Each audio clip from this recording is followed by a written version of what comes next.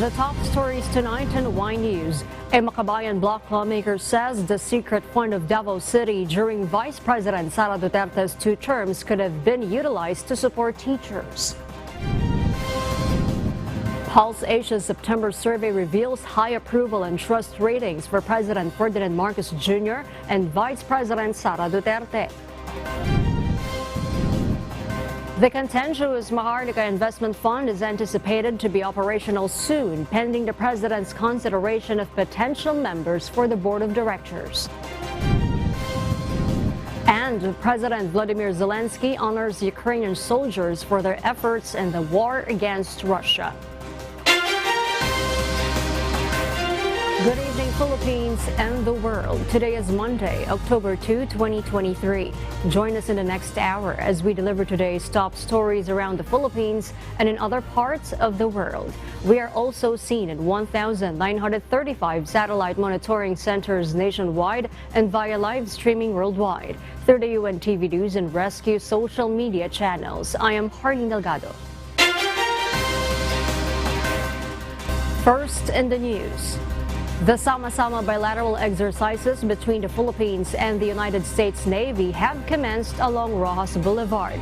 The primary objective, a profound augmentation of defense capabilities and honing naval warfare prowess to unprecedented levels. Alan Manansala will tell us why.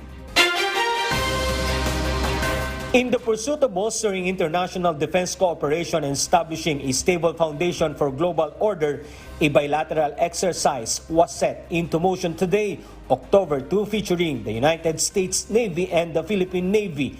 These training exercises will significantly enhance the maritime warfare capabilities of the Philippine Navy, fortifying its role as a pivotal force in the maritime security operations within the nation. We'll continue to work together to see where we can take this exercise. This is just one of many exercises that we conduct in the region, but it's a very important one, and I applaud the Philippine leadership in being willing to bring in other nations to what was a bilateral exercise and expand it so that we learn and train with one another. That's how you get better. The Armed Forces of the Philippines underscored that the interoperability exercises with the U.S. Navy will encompass a series of intensive combat training sessions.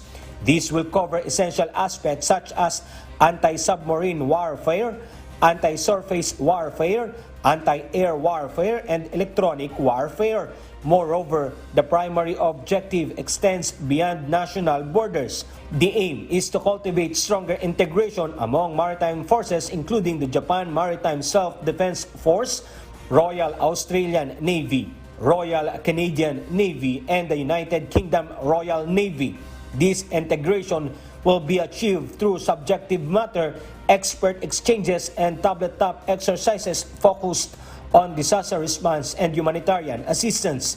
Samasama equips us to face an array of threats together. For us in the Philippine Navy, this activity serves as a vital platform for capacity building and empowers us to refine our naval warfare capabilities, addressing various dimensions of modern naval operations, from anti-submarine warfare to electronic warfare. This exercise enhances our readiness to confront the wide spectrum of security challenges. In a remarkable show of collaboration, the French Navy and Royal Australian Navy will contribute members to actively participate in SMEES. Additionally, the Royal New Zealand Navy and Indonesian Navy will be present to observe and glean valuable insights from impactful exercise. Alan Manansala, UNTV News and Rescue. We serve the people. We give glory to God.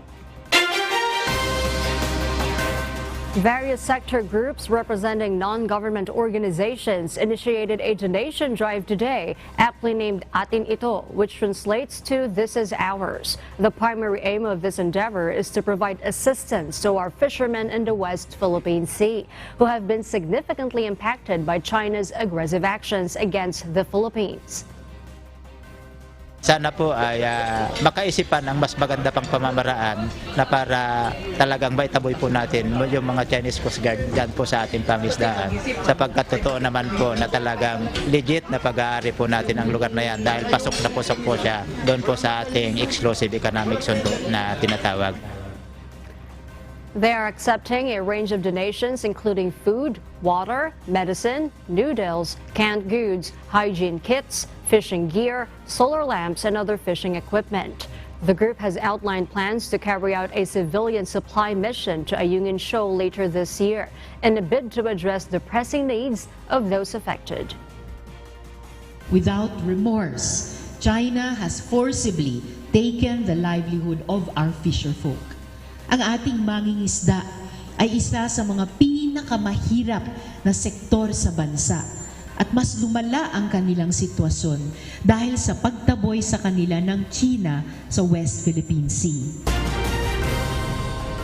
Pulse Asia's September survey revealed high approval and trust ratings for President Ferdinand Marcos Jr. and Vice President Sara Duterte. But these ratings were significantly lower than in June. Nel Maribohok reports. The approval ratings of President Ferdinand Marcos Jr. and Vice President Sara Duterte dropped in the latest survey conducted by Pulse Asia in September. While the two top officials still retain the majority approval and trust of Filipinos, the latest survey by Pulse Asia done mid-September shows that both leaders lost some level of support across all regions and classes after enjoying minimal changes in their ratings in the same poll conducted in March. From 80% in the June survey, President Marcos' approval rating fell to 65%, while VP Duterte's decreased from 84% to 73% in the same period. The said survey also showed that at least 71% still trust PBBM, while VP Sara still enjoys a 75% trust score. However, despite still being trusted by most Filipinos, PBBM and VP Duterte's overall trust scores declined by 14 points and 12 points respectively. The Pulse Asia survey was conducted from September 10 to 14 in 1,200 respondents. Around that time, Congress was deliberating on the 2024 national budget that included 4.8 billion pesos in proposed confidential funds and intelligence funds for some government agencies, Pulse Asia noted. It said other key developments during this time included Chinese incursions into the West Philippine Sea and an increase in the prices of rice and vegetables. Nel Maribohok, UNTV News and Rescue, we serve the people, we give glory to God. This upcoming Barangay and Sangguniang Kabataan elections, or BSKE, will see an unprecedented inclusion of over 63,000 individuals deprived of liberty, or PDLs, exercising their right to vote. Dante Amento details why. This afternoon, the Commission on Elections, or COMELEC, and the Bureau of Jail Management and Penology, or BJMP, formalized their collaboration by signing a crucial memorandum of agreement. This agreement is tailored to facilitate the voting process for persons deprived of liberty, or PDLs, in the upcoming Barangay and Sangguniang Kabataan elections, or BSKE, on October 30, 2023. BJMP Chief Director Ruel Rivera revealed there are over 56,000 registered BJMP PDLs. To accommodate their voting rights, special polling centers will be established within facilities where there are over 50 PDL voters. Kung ito po yung mas mababa doon, dadalhin po sila sa respective voting precinct, doon sa respective barangay. Yun po ang proseso. Ito bibigyan namin ng kaukulang gwardiya, sasamahan po sila. In accordance with a recent Supreme Court ruling, PDL sentenced to less than 1 year of imprisonment will be granted the opportunity to cast their votes. This privilege extends to those with pending appeals or lacking a final judgment, as well as PDLs whose cases are still in the process of trial. COMELEC Chairman George Erwin Garcia emphasized that nationwide, there are more than 63,000 PDLs eligible to exercise the right to vote, encompassing those under the Bureau of Corrections, or BUCOR. Ang deprived lang naman po talaga ng constitutional right of suffrage ay yung convicted by final judgment. Pagkatapos, tsaka lang sila bibigyan ng kalayaan na makaboto muli 5 years after the service of the sentence or yung penalty niya. So, ibig sabihin, kaya po siya 63,000, more or less 400 na mga PDLs sapagkat yun yung mga nakaapila pa. The voting hours for PDLs are set to commence at 6 o'clock in the morning, extending until 2 o'clock in the afternoon. Dante Amento, UNTV, News and Rescue. We serve the people. We give glory to God. The Philippine National Police asserts that there will be no postponement of the Barangay at Sangguniang Kabataan elections or BSKE in any areas across the country.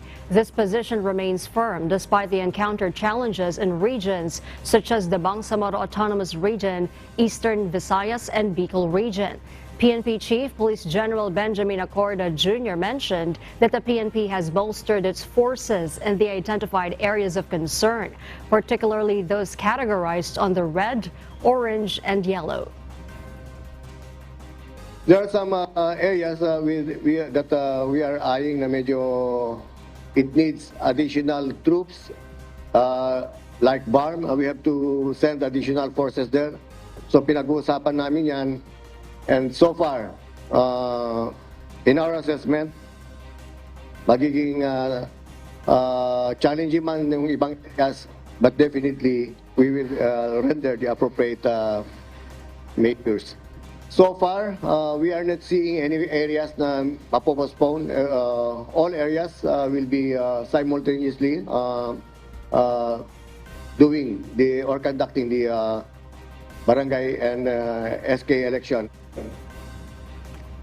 In preparation for the Barangay and Sangguniang Kabataan elections or BSKE and to ensure security, the PNP has ramped up efforts to combat loose firearms and monitor private armed groups. A Makabayan bloc lawmaker says the confidential funds of Davao City during Vice President Sara Duterte's 2 terms could have been utilized to support teachers. House Minority Deputy Leader, ACT Teachers Party List Representative Franz Castro has called on the Commission on Audit to investigate on the reported 2.6 billion pesos amount of confidential funds of Davao City for 6 years. Rosa Licos will tell us why. House Deputy Minority Leader and ACT Teachers Party List Representative Franz Castro said that the reported 2.6 billion pesos amount of confidential funds during Vice President Sara Duterte's term as Davao City Mayor from 2016 to 2022 could have been given as allowance for all Davao City teachers. In a statement, she pointed out that the funds could have been utilized to benefit the education sector, particularly the much-needed support to teachers. Vice President Duterte remains mum on the issue. The Makabayan bloc lawmaker has appealed to the Commission on Audit to thoroughly investigate if the fund was spent in accordance with the guidelines. She also said that the allocation and utilization of confidential funds allegedly intensified during the administration of former President Rodrigo Duterte, father of VP Sara. Lumobong ng gusto ito doon sa panahon ni dating Presidente Duterte. Meanwhile, retired Supreme Court Justice Antonio Carpio has called on Congress to pass a law that will regulate the allocation and utilization of confidential funds. He also stressed that the public deserves the right to know how these funds were utilized by the government. Because I've noticed that many LGUs now, they're also creating confidential funds, intelligence funds. And there are no limitations here. So we have to craft a law regulating all of this. Rosa Licos, UNTV News and Rescue. We serve the people, we give glory to God. And for the news abroad, a vote will soon be set by the United Nations Security Council whether to approve foreign police deployment in Haiti to combat violent gangs. Therese Longbowen will give us the details live. Yes, Therese, good evening. Good evening, Mariel. The authorization, which requires 9 votes and no vetoes to be approved, will tackle the violent gangs which have overtaken Port-au-Prince, the capital city of the Caribbean country. The United Nations, in a response to this crisis, plans to broaden its arms embargo through a U.S.-crafted resolution, extending its reach from specific individuals to all gangs. Haiti's cry for international aid, dating back a year, has faced delay due to the challenge of selecting a leading nation for the security assistance mission. Nations willing to participate must now engage with Secretary General Antonio Guterres for United Nations authorization, as stipulated by the drafted resolution. In the meantime, the security assistance mission, distinct from but endorsed by the United Nations, has garnered commitments from nations such as Kenya and the Bahamas, illustrating a global effort to address this pressing concern. Back to you, Marielle. Thank you for that live report, Cherise Bowen. We'll share more global stories with you later, but for now, back to you, Harleen. Thank you, Marielle. For those watching our live streaming on YouTube, please click the subscribe button you see on your screen and ring the bell for notification. You may also follow us on Facebook. The controversial Maharlika Investment Fund is expected to be utilized soon, as the names of potential members of the board of directors will be up for the president's deliberation. This report will tell us why. The Maharlika Investment Corporation, or MIC, is expected to be operational by the start of next year.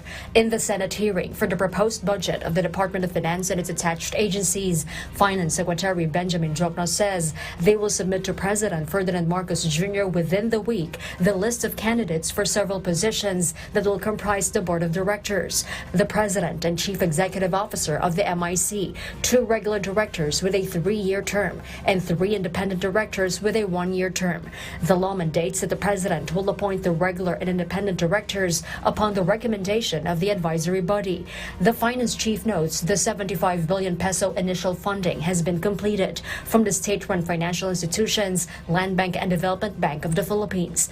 Jokno adds they can also use the 31 billion peso declared dividends by the Bangko Sentral ng Pilipinas.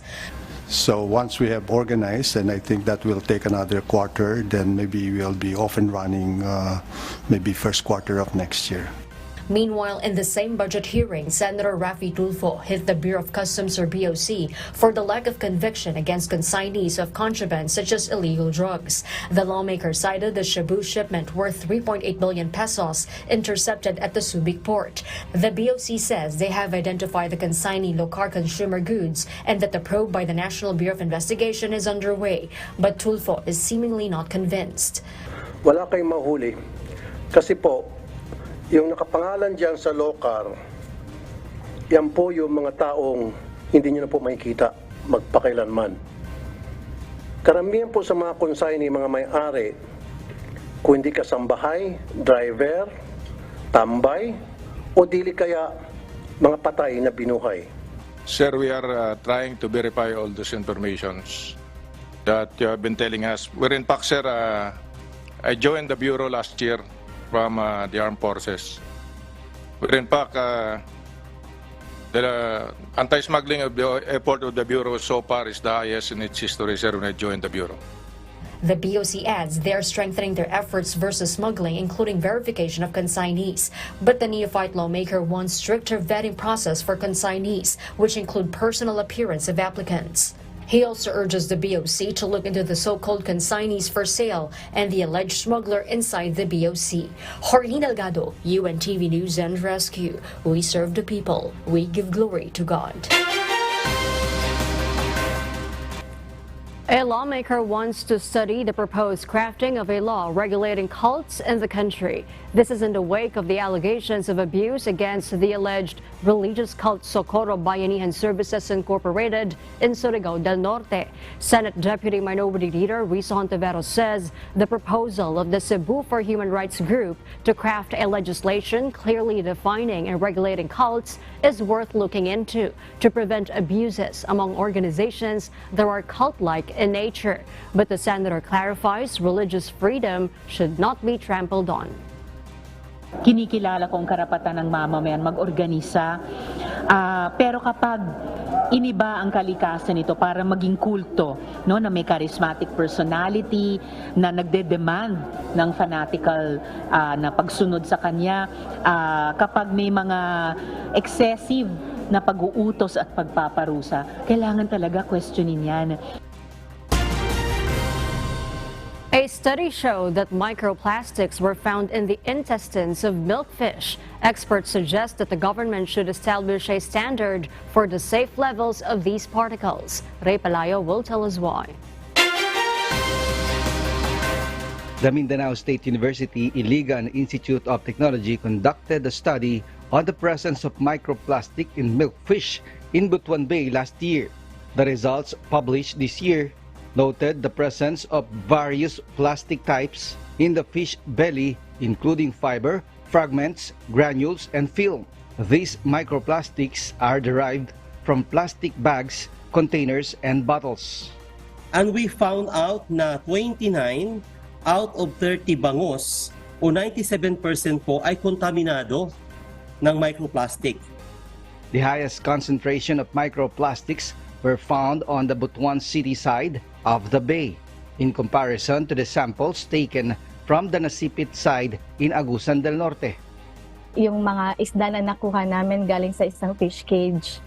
So probably yung microplastic na na-ingest nila is yung mga fishing nets or fishing gears. Professor Hernando Bacosa stated that microplastics pose a hazard to health. Ang microplastic pwede siya maging nanoplastic at pumasok doon sa laman ng isda na siya namang ating kinakain.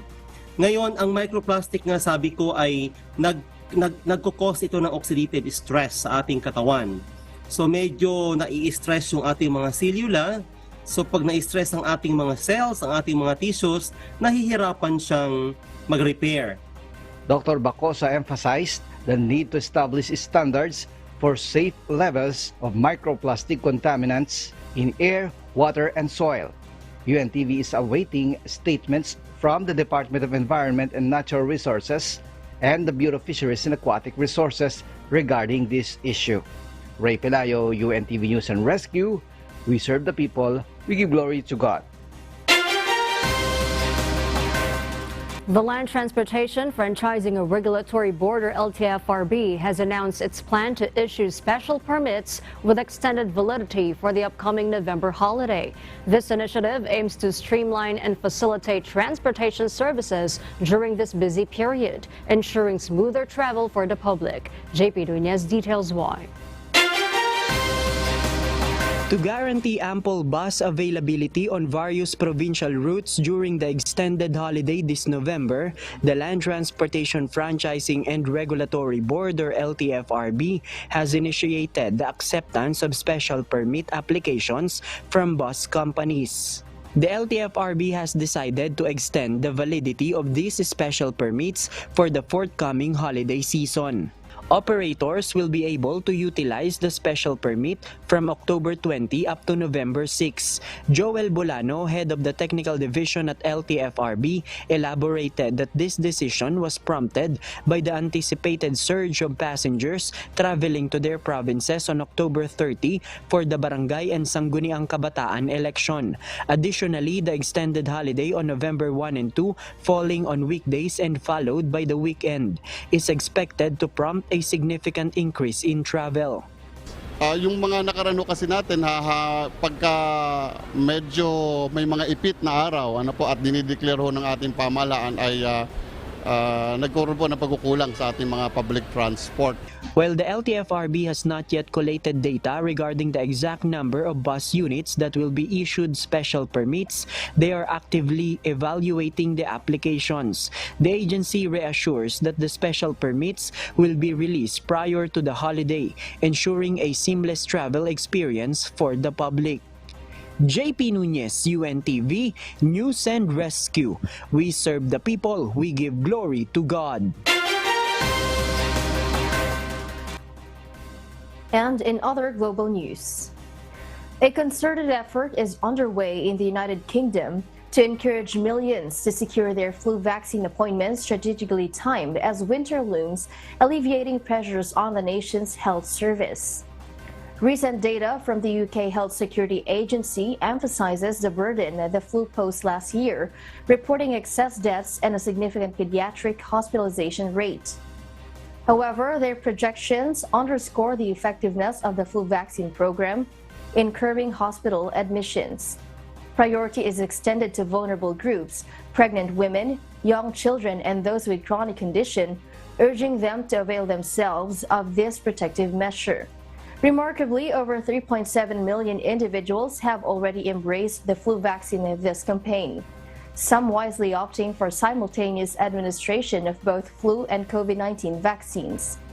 As of the 2nd of October, an accessible online booking system through the NHS is set to facilitate millions in scheduling their crucial flu vaccine appointments. Ukraine President Volodymyr Zelenskyy honored Ukrainian soldiers at the national event for all their efforts in the war against Russia. Maven Carrizo tells us why. Ukraine's President Volodymyr Zelenskyy conveyed his gratitude and recognition on Sunday, October 1st, towards all Ukrainian soldiers for their valiant efforts in the ongoing conflict with Russia. During a national event known as the Day of the Defenders, Zelenskyy spoke of the imminent victory and paid tributes to the veterans, border guards, pilots, infantry, and all who bravely fought and sacrificed their lives in this war. Defense Secretary Grant Shapps conveyed the possibilities of UK troops engaging in training within Ukraine, deploying military instructors to assist Ukrainian Armed Forces, and reciprocally sending Ukrainian forces for separate trainings in Western countries. Furthermore, legislation has been approved to ensure the federal government remains operational until November 17th, providing additional aid to Ukraine. Despite this temporary legislative measure, officials have reaffirmed the United States' unwavering support for Ukraine in its struggle, standing by the nation during these challenging times. Maven Carrizo, UNTV News and Rescue. We serve the people. We give glory to God. And those are the reasons behind the news in other parts of the globe. I am Mariela Toza reporting live from Perth, Australia. Good evening. Subsequent to the system shutdown of the Philippine Health Insurance Corporation of PhilHealth and its ongoing external system recovery efforts, the agency has made a significant announcement. In response to the Medusa ransomware attack, PhilHealth has disclosed its intention to collaborate with various partner agencies by forming a joint task force that would conduct a thorough investigation. Bernadette Tinoy explains why. The Philippine Health Insurance Corporation, or PhilHealth, has made a crucial announcement regarding the recent Medusa ransomware attack. The agency disclosed plans to collaborate with various government agencies, forming a joint task force to investigate the hacker responsible for the cyber threat. PhilHealth assured the public that payments and membership data remain unaffected as they proactively shut down their systems in September 22. Our general PhilHealth membership data were not affected. So just for sure, it was not affected.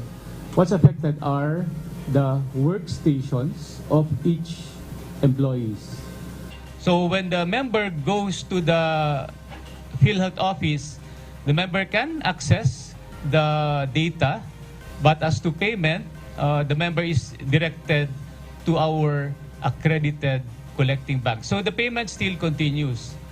Dr. Israel Francis Pargas, the spokesperson for PhilHealth, stated that they are currently unable to identify the syndicate behind the ransomware attack.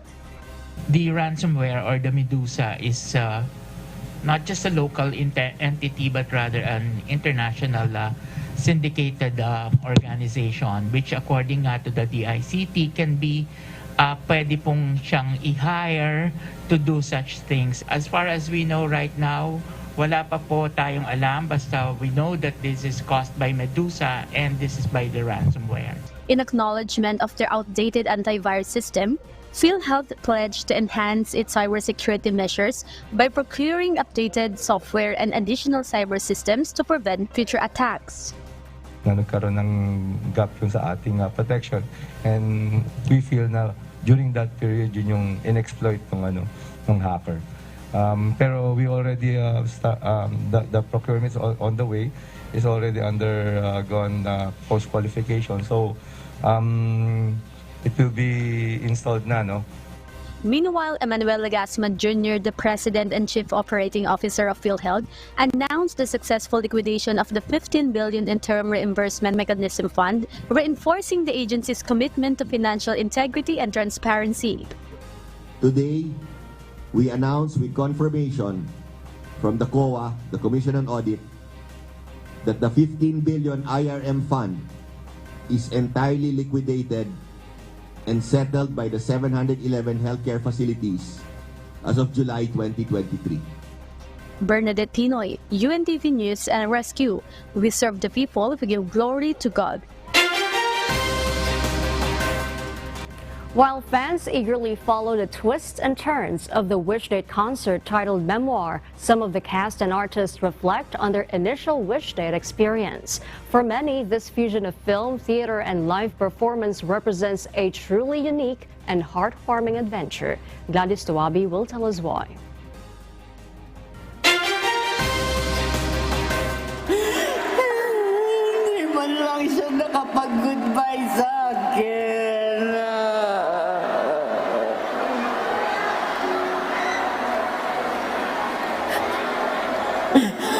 Presented yesterday at the Smart Araneta Coliseum, the Wishdate entitled Memoir showcased a one-of-a-kind concept, integrating short film and live theater acting, complemented by live performances from prominent original Filipino music or OPM artists. The stellar cast includes Alice Dixon, Luella de Cordova, Joshua Junicio, Devon Seron, and Shira Diaz. Notably for Miss Alice and Luella, seasoned as they are in the acting industry, this marked their first venture into film and theater acting concurrently. Coming in, I felt a little nervous just because this is Araneta is a very big audience and I haven't been on stage in a long time. So, nakakaba ng konti and then you kind of have to feel the audience. Nagbigay ako ng tiwala and it came out really nice. Parang nag-level up at super ang ganda. Lahat ng, yung combination, lahat nandito na parang complete package na merong kantahan, merong live theater acting, and then meron ding parang concert, tapos nakanood ka pa ng movie, di ba? Kaya natutuwa ako at hindi ko din akalain na ganun kadami yung mga tao na nagsipuntahan sa Smart Araneta Coliseum. When they were asked if they still wanted to be part of the upcoming Wishdate series, I hope it won't be the last. I look forward to another unique experience with all of you. Yung live acting, kasi first time kong ginawa yun, na syempre movies, yan, sa TV, pero ito, may kasamang live acting, na hindi ka po pwedeng take two. Nag-enjoy ako. Nag-enjoy kami ni Alice. Sana may part 2. On the wings of love, open above the clouds, the only way to fly. Ang isang katulad mo ay di na dapat bang pakawalan. Makakaalam na naman akong magsasabihan. Grabe, sobrang nakaka-amaze yung the whole concept of the concert na live drama. So, parang first time ko na nagkaroon ng ganitong experience. It's so nice. And talagang yung mga tao, they're so engaged dun sa story and the whole production. Nakakatuwa. Sobrang I'm so happy na na-invite ako dito sa Wishdate and sana maulit. the featured artists also expressed their inspiration as OPM artists through this innovative concept. I like this thought kasi like right now kasi with everything na uso ngayon, like technology and everything, social media, everything is online now. And to see something like this na live drama, live film, it's so inspiring. Again, I take this as an opportunity. Hindi ko makakalimutan na experience na to kasi pinili ako ng KDR na mag-perform din dito. So masayang-masaya ako and chance yun hindi lahat nabibigyan ng chance na ganun. And very happy kasi nga may tiwala sila sa originals ko na pwede kong kantahin na part ng film nila and kaharap ng lahat ng wishers natin. Collaboration siya with KDR actually kasi yung storyline nung Memoir ngayon pasok na pasok yung mga songs namin. So parang may mga pinropose kami na mga several songs tapos from there namili sila nag-shortlist. So we appreciate that na may we like the very collaborative style of working with you guys. So salamat sa inyo. Thank you. Among them were the up-and-coming artist Haki and the talented singer-songwriter PDL, who serenaded wishers with the songs that perfectly harmonized with each scene.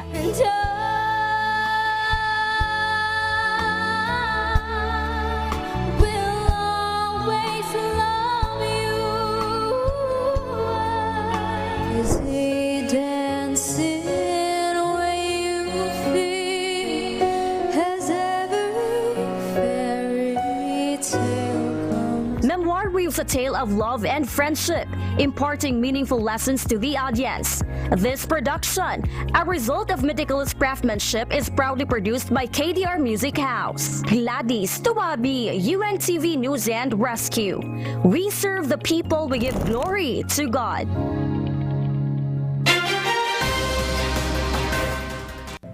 Our kasangbahay, as the world faces these trying times, amid the various challenges and uncertainties, we are inviting everyone to join the global prayer for humanity.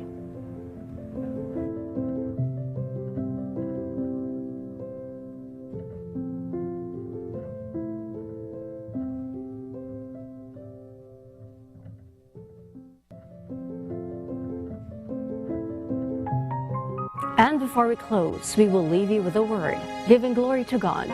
From the book of Proverbs, chapter 15, verse 1, it says, "A soft answer turneth away wrath, but grievous words stir up anger."